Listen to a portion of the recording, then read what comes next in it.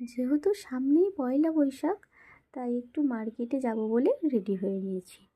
মাম্মামকে আজ নিয়ে যাব না, ঠাম্মি এসছে বাড়ি থেকে, তো ঠাম্মির কাছেই রেখে যাব। তাই একটু মাম্মামকে আদর করে নিচ্ছি। এবার ঠাম্মির কাছে রেখে বেরিয়ে পড়ব। শুধুমাত্র গাড়িটা পার্কিং হয়েছে মাত্র, ব্যাস রাস্তা একেবারে বৃষ্টিতে ভরে গেছে। যাই হোক, একটু স্বস্তি পেলাম, কিন্তু এত জ্যাম লেগে গেছে, তার উপরে এক চিন্তা, মাম্মাম কোয়ার্টারে একা। তাই বললাম একটা টোটো দেখতে।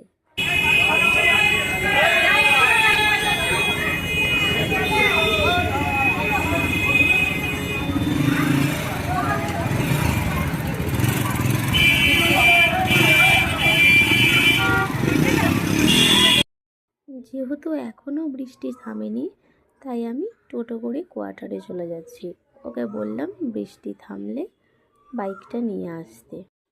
রাস্তাঘাটের অবস্থা দেখতেই পাচ্ছেন, সবাই বেরিয়ে বিপদে পড়েছে। তো যাই হোক, এত কিছুর মাঝে একটু শান্তিও লাগছে। যা দুদিন গরম পড়েছিল, বাপরে বাপ। যাই হোক, চলে এসেছি কোয়ার্টারের সামনে। পরে একদিন ভালো করে কোয়ার্টার দেখাবো আপনাদেরকে। ওই যে আমার বিল্ডিং, চলুন যাওয়া যাক। তো রুমে এসে অবশেষে শান্তি মাম্মামকে দিকে। আজকের মতো টাটা।